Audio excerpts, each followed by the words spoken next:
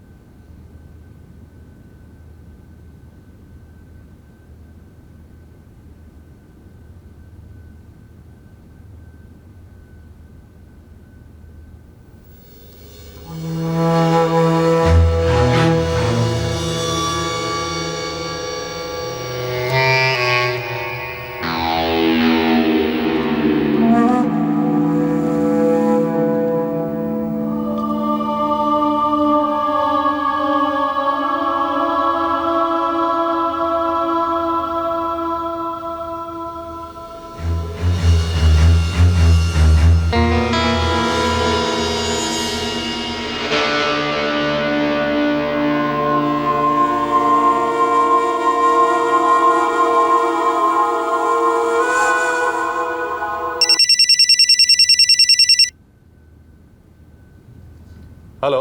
ललित जी, मैं प्रणव बोल रहा हूँ। देखिए, आज भी कुछ घर पे हुआ लगता है। अरे नहीं यार, ऐसा कुछ नहीं हो रहा वहां पर। ललित जी, आप खुद आइए, घर को एक बार सूंघ के देखिए, आपको पता चलेगा। क्या हुआ? कोई चीज चोरी हुई है क्या तुम्हारी? चीजें तो कुछ चोरी नहीं हुई मेरी। तो फिर तुम्हारे जाने के बाद उस घर में कोई कैसे आ सकता है? देखिए, घर तो आपका है ना, मैं तो सिर्फ किराएदार हूँ। तो तुम कहना क्या चाहते हो? मैं भेजता हूँ किसी को तुम्हारे घर के अंदर? मैं वो नहीं कह रहा हूँ, बस मैं ये कह रहा हूँ कि ऐसा लगता है यहाँ पे कोई आता है, कुछ कुछ होता है मेरे पीठ पीछे, कुछ गलत। प्रणव, जब घर बहुत दिनों तक बंद रहता है ना, तो उसमें से ऐसी बदबू आती है। तुम एक काम करो, खिड़कियां खोलो और इतना सोचना बंद कर दो, ठीक है? कोई नहीं आता वहां, कुछ नहीं हो रहा वहां। अरे सब तुम्हारे मन का वहम है।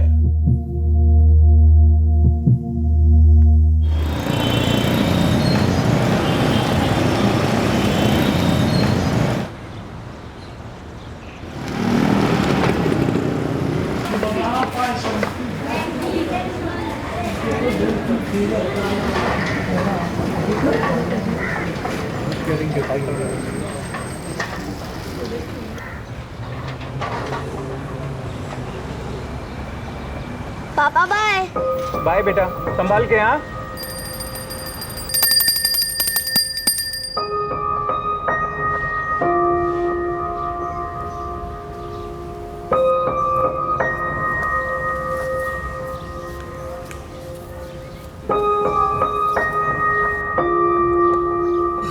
माथा सीधा रख।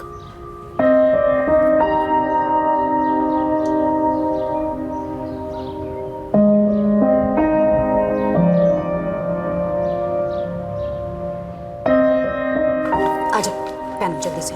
आजा आजा आजा आजा आजा। चल, पापा को बाय कौन बोलेगा? बाय पापा। ऐसे नहीं इधर आओ, जल्दी से आओ, जल्दी से लेट हो रहा है। हाँ, बाय। आजा आजा। बैठो। चल।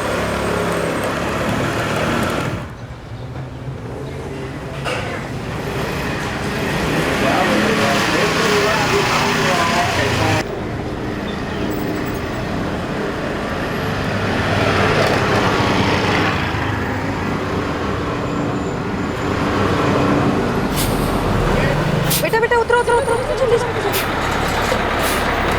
आजा आजा आजा। बाय। देखो बस छूट जाती ना। चलो चलो चलो चलो ऊपर बाय हो जाए। जाओ जाओ संभाल के। Bye bye bye. क्या यार, तू आज फिर लेट हो गई? हाँ यार, रचना की टेक्स्ट बुक नहीं मिल रही थी। पूरा घर ढूंढ मारा, तब जाके रवि के बैग में मिली है। चल बैठ। तू भी ना, चल। अरे आप अब तक तैयार नहीं हुए? जाइए जल्दी तैयार हो जाइए ना। ये एक आम परिवार की जिंदगी का एक आम दिन था। बच्चे स्कूल जा चुके थे, घर का आदमी ऑफिस के लिए तैयार होकर निकल पड़ा। उसकी बुजुर्ग माँ घर में आराम कर रही थी, घर की गृहिणी घर से काम कर रही थी, और अब वक्त हो गया था बच्ची को स्कूल बस स्टॉप से पिकअप करने का। पर अब जो होने वाला था वो आम नहीं था, नॉर्मल नहीं था। जो हुआ वो अचानक हुआ, और जो हुआ उसने इस परिवार को तहस नहस कर दिया। इस हादसे ने इस परिवार को मानो असहाय दर्द के दलदल में हमेशा के लिए डुबो दिया। उस दोपहर क्या हुआ, कैसे हुआ, क्यों हुआ, ये किसी को मालूम नहीं पड़ा। माँ जी, मैं रचना को लेने जा रही हूँ।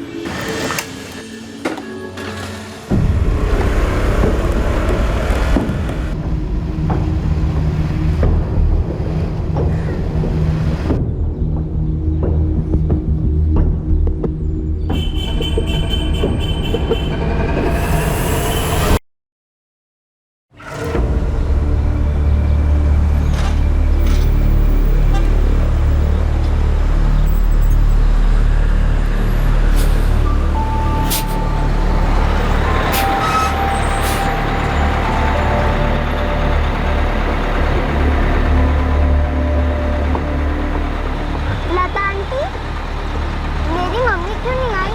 पता नहीं रचना, शायद मम्मी लेट हो गई होंगी। चलो मैं तुम्हें घर छोड़ देती हूँ।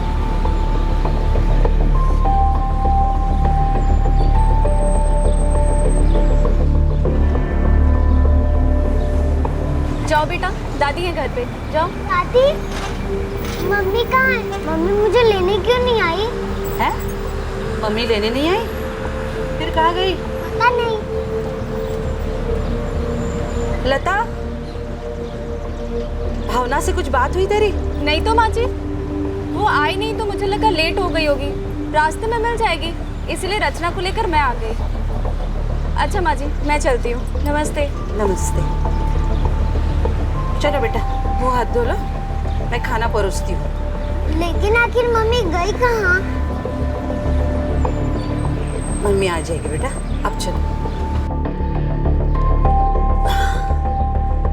चल, तू खा ले। रवि, जरा अपनी मम्मी को फोन लगा बेटा, पता कर ले वो कहाँ रह गई। कहाँ है मम्मी? पता नहीं, मम्मी तो मुझे लेने भी नहीं आई।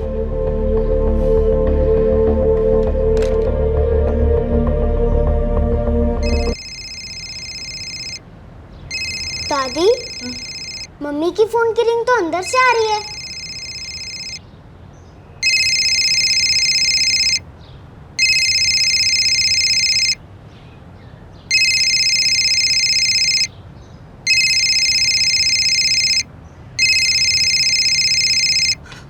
दादी, मम्मी का फोन तो यहाँ है। ये मम्मी भी ना फोन घर पर ही भूल गई। ये तो पहली बार हुआ है कि फोन घर पे भूल गई है। और ये पहली बार हुआ है कि मम्मी मुझे लेने भी नहीं आई। कहाँ गई होगी मम्मी?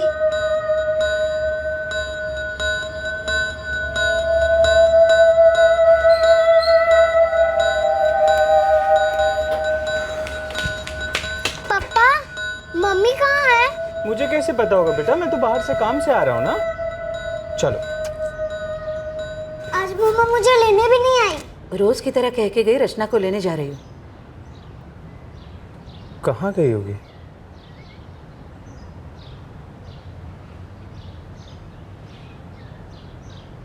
पापा, आप कहाँ जा रहे हो? बेटा, मम्मी को देखने जा रहा हूँ, शायद कहीं अटक गई होगी काम से। आप लोग चिंता मत करो, हाँ, मैं मम्मा को लेके आता हूँ जल्दी।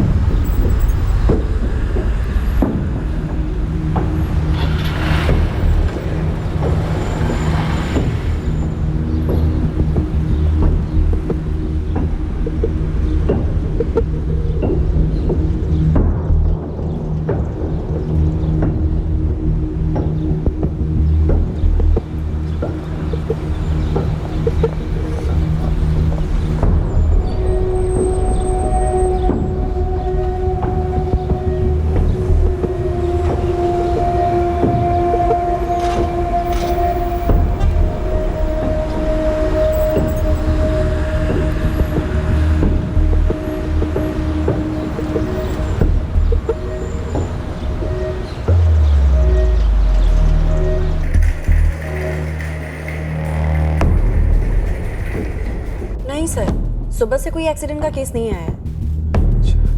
जी, यहाँ पे आसपास और कोई हॉस्पिटल है जहाँ चेक कर सकता हूँ मैं? सर बात क्या है बताएंगे आप? दरअसल मेरी वाइफ भावना पांचाल वो आज सुबह बच्ची को स्कूल बस जहाँ पे छोड़ती है वहाँ से लेने गई थी स्कूटर से, और मोबाइल फ़ोन भी घर पे भूल गई। अब उसका कुछ पता नहीं चल पा रहा है, इसीलिए मैं थोड़ा टेंशन में हूँ। सर आप MG सिविल हॉस्पिटल जाकर चेक क्यों नहीं करते? वहीं आसपास 2-4 प्राइवेट क्लिनिक्स भी हैं। नहीं सर, हमारे यहाँ कोई एक्सीडेंट केस तो नहीं आया है। 2 व्हीलर एक्सीडेंट केस? नहीं, आज तो ऐसा कोई केस नहीं आया। नहीं सर, हमारे क्लिनिक में ऐसा कोई केस नहीं आया है। माँ जी, आपकी भावना से कब बात हुई थी? सुबह के 10 साढ़े 10 बजे थे। बात क्या है दामाद जी? रचना को लेने निकली थी स्कूटर से, पहुंची नहीं, फ़ोन भी घर पर छोड़ के गई है, कुछ कांटेक्ट नहीं हो पा रहा है। मुझे लगा शायद आपके वहाँ जाने की बात हुई होगी। नहीं तो, ऐसे तो कोई बात नहीं थी। सब ठीक तो है ना? जी सब ठीक है, मैं आपको बाद में फ़ोन करता हूँ। ठीक है। क्या हुआ पद्मिनी? वो भावना कहीं चली गई। चली गई मतलब? कहाँ चली गई? पता नहीं, राकेश बहुत परेशान है। कह रहा था कि वो रचना को लेने निकली पर वहाँ पहुंची नहीं। अर्चना दीदी, भावना ने कहीं और जाने की बात की थी क्या? नहीं राकेश, मेरी 2 दिन से कोई बात ही नहीं हुई, और यहाँ आने की तो कोई बात ही नहीं थी। क्या बात है राकेश, कहाँ गई भावना? पता नहीं दीदी, कुछ पता नहीं चल रहा, इसलिए सबको फ़ोन कर रहा हूँ। तुम चिंता मत करो राकेश, मैं अभी तुम्हारे पारितो जीजू को फ़ोन करती हूँ, वो जल्दी तुम्हारे पास पहुँच जाएंगे। ठीक है? जी। पापा, मम्मा कहाँ है? बेटा चिंता ना करो, मम्मी जल्दी आ जाएंगी। हाँ?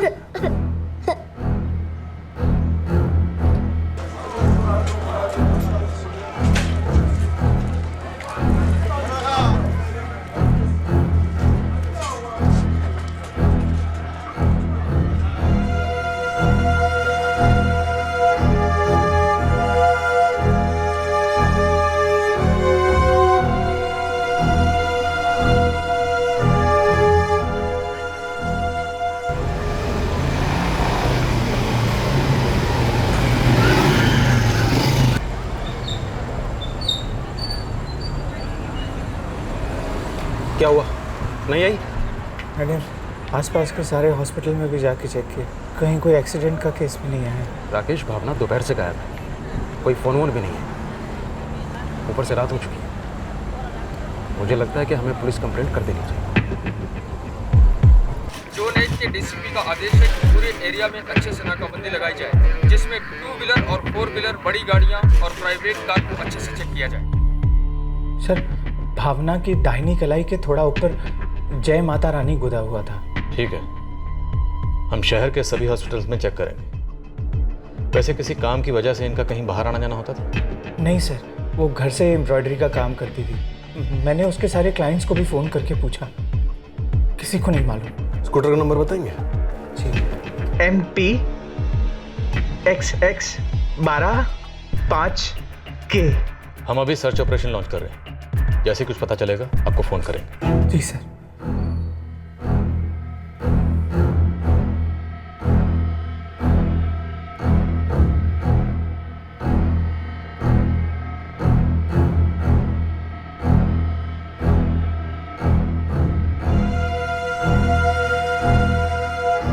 हर कोई परेशान था कि आखिरकार भावना कहाँ चली गई।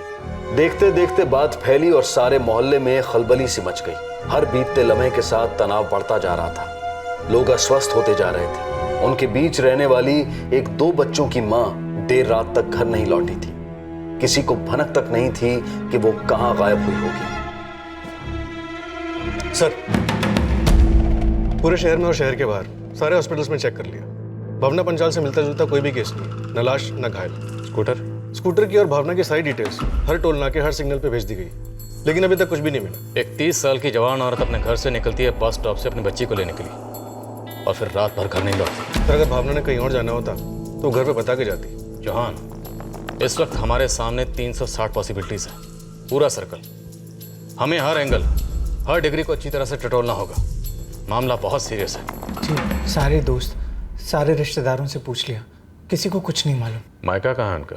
साथीपुर। कल सुबह उसकी माँ से फ़ोन पे बात भी हुई थी, पर उसने कुछ नहीं कहा। आपने उनके मायके वालों को इन्फॉर्म किया? जी, वो लोग यहाँ आ भी चुके हैं। सर बहुत अजीब सी बात है सर, फ़ोन भी घर पे छोड़ गई, रचना को भी पिकअप नहीं किया।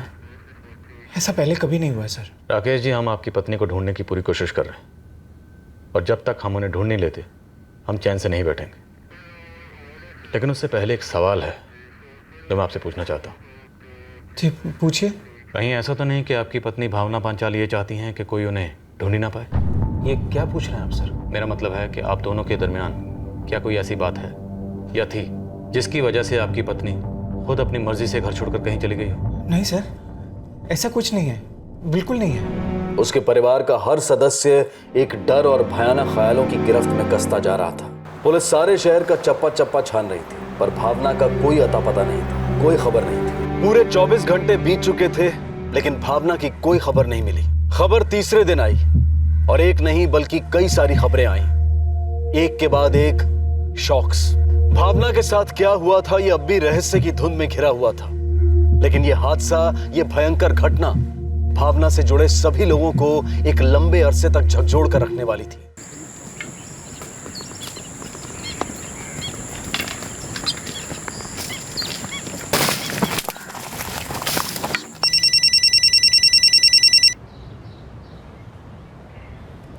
हेलो।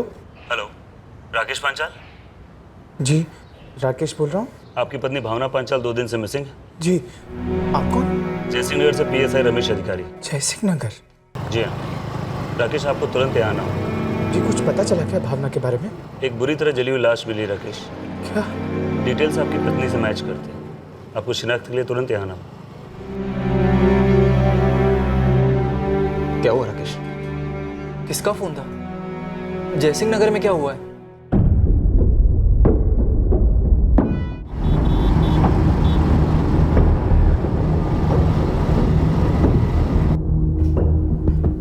कल हमें आपकी पत्नी की तस्वीर और डिटेल्स मिली, और आज वेदांतपुर के जंगलों में लाश मिली।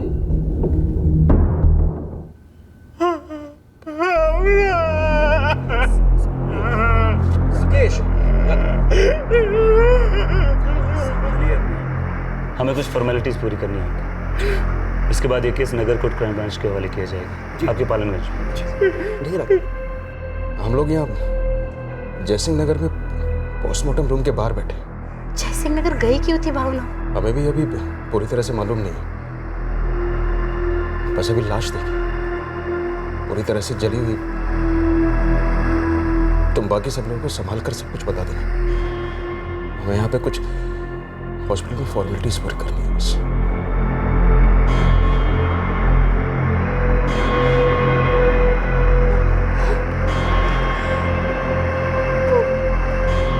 उनका फोन आया था। ये जयसिंह नगर की क्या बात है? वहां क्यों गए थे वो दोनों? जयसिंह नगर के जंगलों में वहां की पुलिस को एक जली हुई लाश मिली।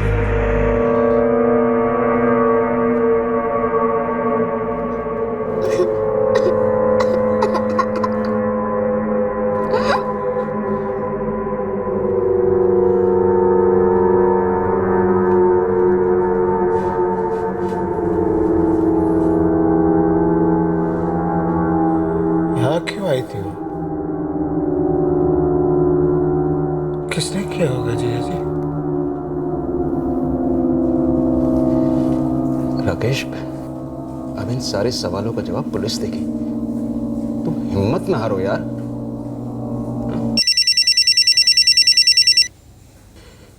फोन बज रहा है, फोन उठाओ। Phone phone.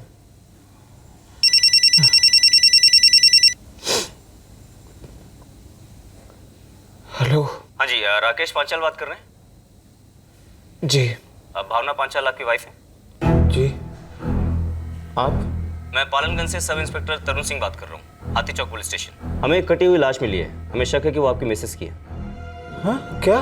जी हाँ, दाहिना हाथ अलग कटा हुआ मिला है, उस पर जय माता रानी की गुदा हुआ है। आपको तुरंत आगे शिनाख्त करनी होगी।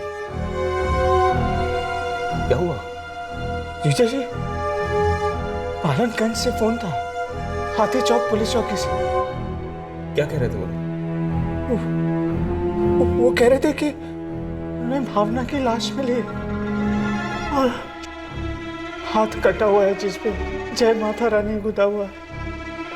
राकेश जी, आपको यहाँ साइन करना होगा। सर, मुझे अभी पालनगंज से फोन आया था, हाथी चौक पुलिस चौकी से। वो कह रहे हैं वहाँ पे उन्हें मेरी पत्नी की लाश मिली। लेकिन अभी आपने यहाँ जली हुई बॉडी को आइडेंटिफाई किया राकेश? गलती से की होगी सर, ऐसे हालात में इंसान से गलती हो ही जाती है।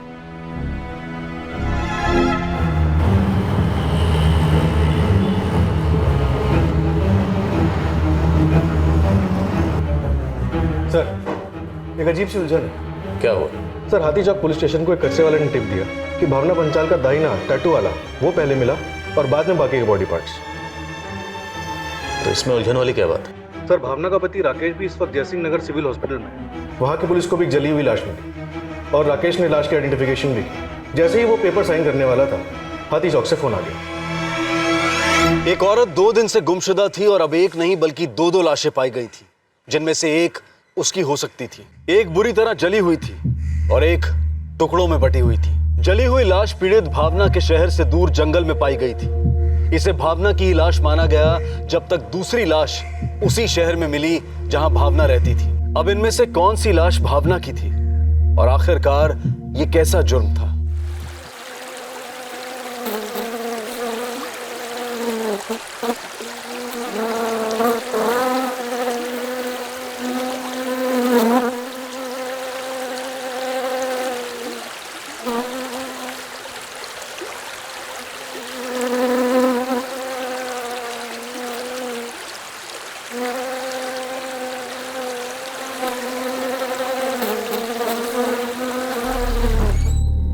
स्कूटर मिला? नहीं सर। चौहान, खबरियों को ओवरटाइम ड्यूटी पे लगा दो। ये एक भयंकर केस है। एक औरत दोपहर को स्कूटर पर अपनी बच्ची को लेने बस स्टॉप जाती है और उसकी लाश मिलती है 8 टुकड़ों में। और एक काम पता करो, वो मोहल्ले से निकली भी थी या नहीं। मतलब सर? मतलब कि उसे स्कूटर पर किसी ने मोहल्ले से बाहर जाते देखा था या नहीं। तो आपको लगता है कि मोहल्ले के अंदर ही कुछ हुआ होगा? जहान, कुछ भी पॉसिबल है। भावना पांचाल के पति राकेश पांचाल ने इतनी जली हुई लाश को कैसे आइडेंटिफाई कर ली? कैसे इतनी आसानी से मान लिया कि उसकी पत्नी की लाश है? सवाल पर सवाल उठ रहे हैं। तुम स्कूटर पर फोकस करो, पता करो कि कहीं स्कूटर मोहल्ले में तो नहीं छुपाया हुआ। Right sir.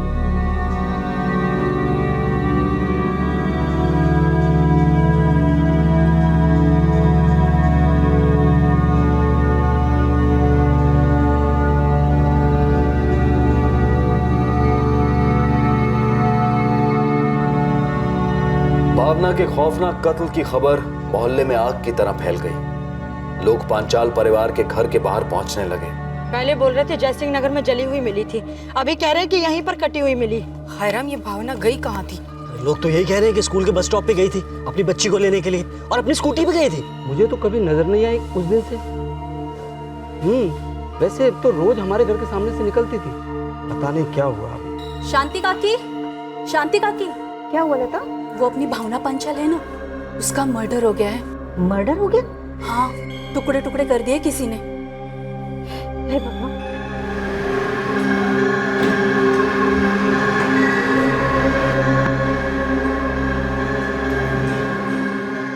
भावना कहाँ गई थी? सब अलग अलग बातें उठ रही है हवा में, सब लोग वही गए पता करने। ठीक है, चलो हम भी चलते हैं। चलो। इस कंडीशन में तो मौत का कारण बता पाना बेहद मुश्किल है। हमने बॉडी के 8 अलग अलग पार्ट्स को साथ में सी दिए हैं। मतलब बस ताकत लगा के वार किया गया है और कुछ कुछ जगह से तो हड्डियां बीच में से तोड़ी गई और सारे टुकड़ों को बाद में उस बोरी में पैक किया गया। हाँ, यहाँ तो ऐसे ही लाया गया था, बोरी में 8 टुकड़े।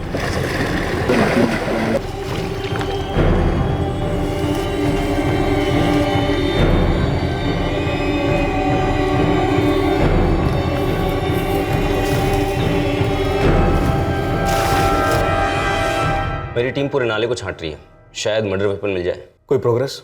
अभी तक तो नहीं। डॉक्टर, टाइम ऑफ डेथ बता सकते हैं? हाँ, इनिशियल एनालिसिस से इतना कह सकते हैं कि 48 घंटे हो गए होंगे। वैसे नाले की गंध और पानी की वजह से सड़न काफ़ी ज़्यादा हो चुकी है। 48 घंटे मतलब परसों जिस दिन ये गायब हुई, इसका मतलब जब गायब हुई तभी कत्ल किया गया। यही पॉसिबिलिटी है। इस निर्दय और विकृत हत्या ने शहर में आतंक और आक्रोश का माहौल पैदा कर दिया। लोगों को जवाब चाहिए था। आखिरकार भावना पांचाल के साथ ऐसा कैसे हुआ? कौन था ये क्रूर हत्यारा?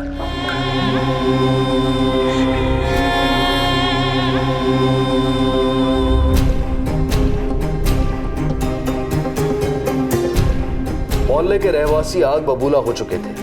हत्यारे की गिरफ्तारी की मांग कर रहे थे। उन्होंने ऐलान कर दिया कि जब तक हत्यारा पकड़ा नहीं जाता वो लाश का क्रियाक्रम नहीं करेंगे। राकेश जी, परितोष जी, प्लीज कोऑपरेट कीजिए। देखिए, हमने हत्यारों को पकड़ने के लिए अपनी पूरी फोर्स लगा रखी और हम उन्हें जरूर पकड़ेंगे, भरोसा रखिए। ये हादसा जितना आपके लिए दर्दनाक है उतना ही हमारे लिए शर्मनाक। देखिए, आप लोग शांति बनाए रखिए। शांति? भावना 2 दिन तक गायब थी, तब आप लोग सो रहे थे और अब हमें शांति बनाए रखने के लिए कह रहे हैं। देखिए, हम पहले दिन से इस केस के ऊपर लगे हुए, हमें भी उतना ही दुख है। प्लीज मेरी रिक्वेस्ट है, आप क्रियाक्रम कर दीजिए। इस सारे हंगामे से केस से ध्यान बढ़ जाएगा, तब कातिलों को पकड़ना और भी मुश्किल हो जाएगा।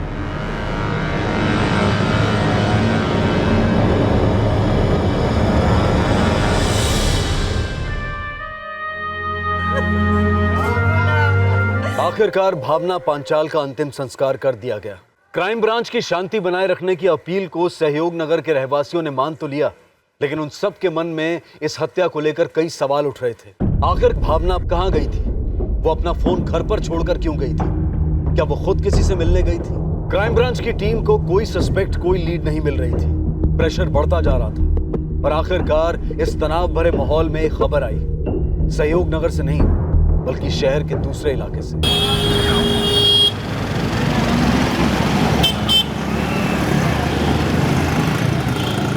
साहब, स्कूटर मिल गया है। कहाँ? ये संतराम क्रॉसिंग के पास एक पार्किंग लॉट है।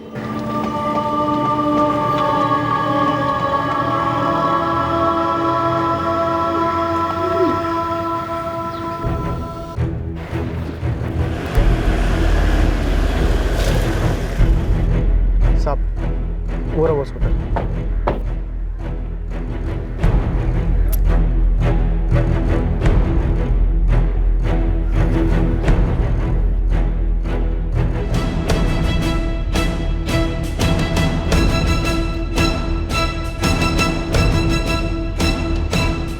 लगता है खून है। शर्मा, सर, तुरंत फोरेंसिक को बुलाओ। Right sir. सर, यहाँ सीसीटीवी तो है ही नहीं। तू तो है ना? स्कूटर यहाँ पे किसने खड़ी की? कब खड़ी की? बिल बुक की पार्किंग की काउंटर फाइल देखनी पड़ेगी। स्कूटर जिसने यहाँ पार्क किया था उसका चेहरा याद है? थोड़ा थोड़ा याद है सर। रसीद मैंने ही बनाई थी। थोड़ी बहस भी हुई थी। कैसी बहस? साहब, हैंडल लॉक खुला छोड़ के जाना, दूसरी गाड़ी आएगी तो आगे पीछे करने में आसानी होगी। भाई, मेरा स्कूटर अगर किसी ने चुरा लिया तो भरपाई कौन करेगा? तू? सर, ये कोई बगीचा थोड़ी ना है, बिना रसीद के कोई टच भी नहीं करने दूंगा। अरे हैंडल लॉक कर दिया, अब जो उखाड़ना है उखाड़ ले। अजीब आदमी है।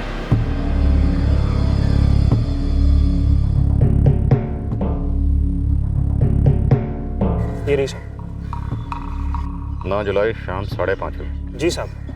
9 जुलाई को भावना पांचाल गायब हुई। 9 जुलाई को उसका कत्ल हुआ। 9 जुलाई शाम 5:30 बजे उसका स्कूटर यहाँ लाकर पार्क किया। अगर उस आदमी का चेहरा बनाना हो तो हमारे आर्टिस्ट को बता सकोगे? कैसा दिखता था, क्या हुलिया था उसका? कोशिश करूंगा साहब। कितने बज रहे थे वो तो मुझे पता नहीं है, पर यकीन के साथ कह सकती हूँ कि वो भावना ही थी।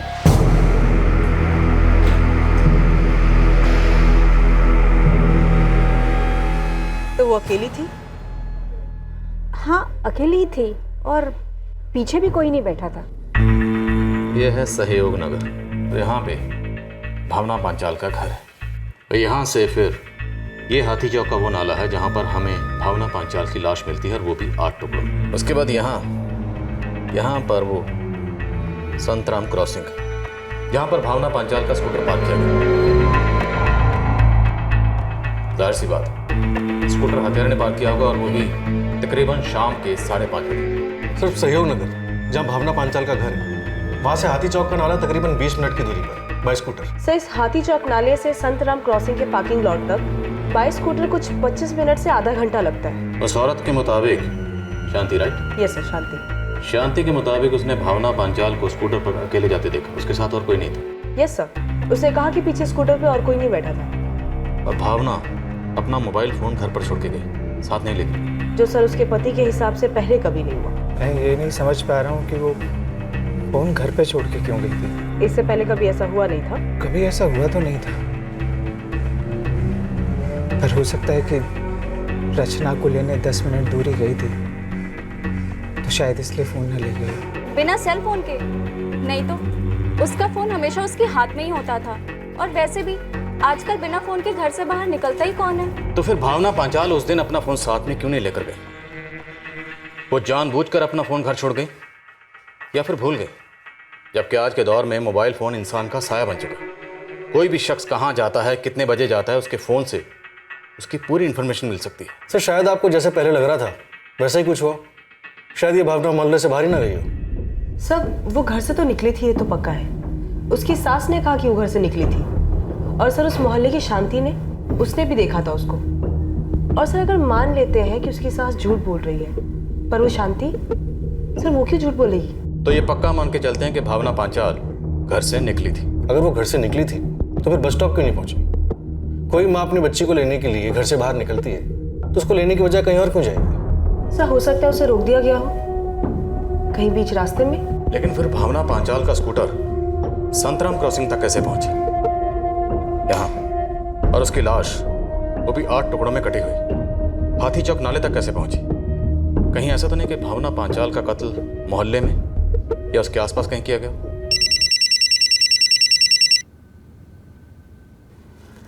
बोलो ऑफिसर। स्कूटर पर पाया गया खून भावना पांचाल का ही है, तो आप अंदाजा लगा सकते हैं कि वो जो लाश वाली बोरी थी उसे शायद स्कूटर पर लांद कर नाले पर ले जाया गया था। Thank you very much. Scooter पर मिला खून भावना पांचाल का ही है। पूरे चांसेस हैं कि भावना पांचाल का कत्ल मोहल्ले में ही हुआ। लेकिन अजीब बात है कि किसी ने कुछ भी नहीं देखा। सर हो सकता है ये अंदर की बात है और हम लोग बाहर हाथ पैर मार रहे हैं। चौहान, मुझे ये बात शुरू से अजीब लग रही है कि भावना पांचाल का पति राकेश पांचाल एक जली हुई लाश को अपनी पत्नी की लाश क्यों कह रहा, जबकि लाश पूरी तरह से जली हुई है। उस लाश को पहचानना लगभग नामुमकिन है। फिर भी राकेश ये क्यों कह रहा है कि उसकी पत्नी की लाश है? कहीं ये राकेश पांचाल हमें गुमराह तो नहीं कर रहा? सर स्केच आर्टिस्ट के साथ पार्किंग लॉट वाले से मिलते हैं, हो सकता है स्केच से भावना के कातिल का चेहरा सामने आ जाए।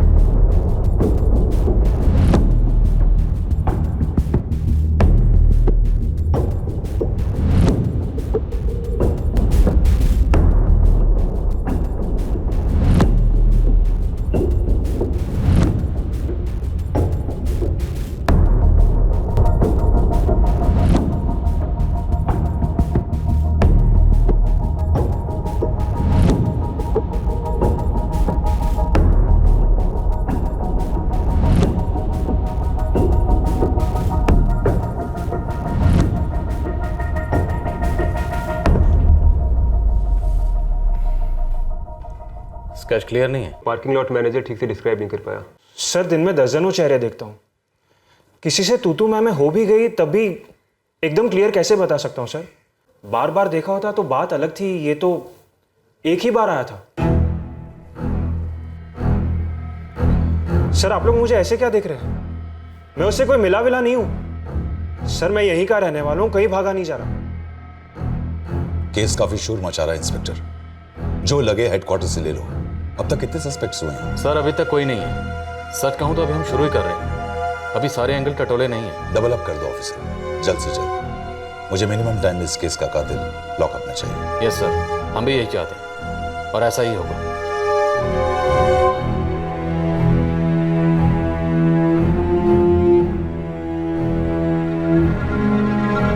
अचानक एक अजीब घटना हुई थी। भावना अपने घर से अपनी बच्ची को स्कूल बस स्टॉप से लेने अपने स्कूटर पर निकली थी,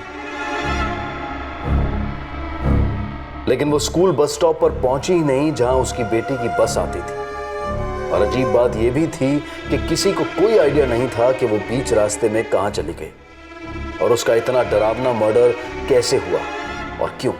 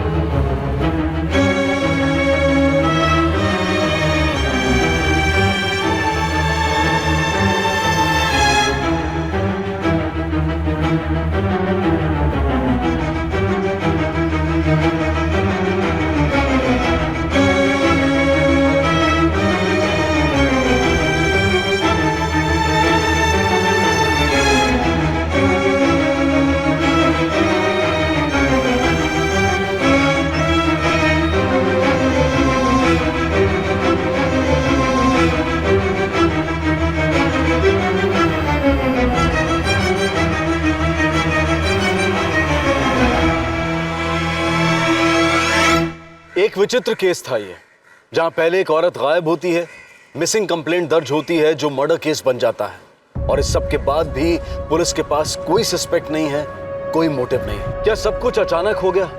क्या बच्ची को स्कूल बस स्टॉप से पिकअप करते वक्त खास उसी दिन सेल फोन का घर पर छूट जाना एक इत्तेफाक था?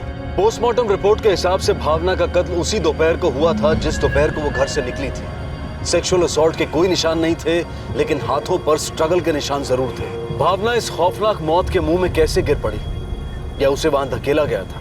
मोहल्ले से स्कूल बस स्टॉप के रास्ते में अचानक ऐसा क्या हो गया जिसकी वजह से भावना अपनी मंजिल तक पहुंची ही नहीं? भावना पांचाल बीच रास्ते में अपनी अहम जिम्मेदारी छोड़कर कहां चली गई? उसकी बॉडी नाले में कैसे पहुंची और स्कूटर आधे घंटे दूर पार्किंग लॉट में कैसे पहुंचा?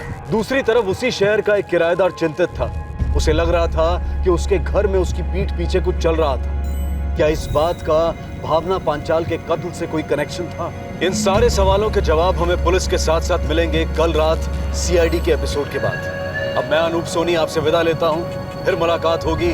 तब तक सतर्क रहें, सुरक्षित रहें और देखते रहें क्राइम पेट्रोल सतर्क। सबक एक को, सीख हम सबको। जय। क्राइम पेट्रोल्स के और भी दिलचस्प कहानी देखने के लिए हमारे चैनल को सब्सक्राइब करें और बेल आइकॉन दबाना न भूलें।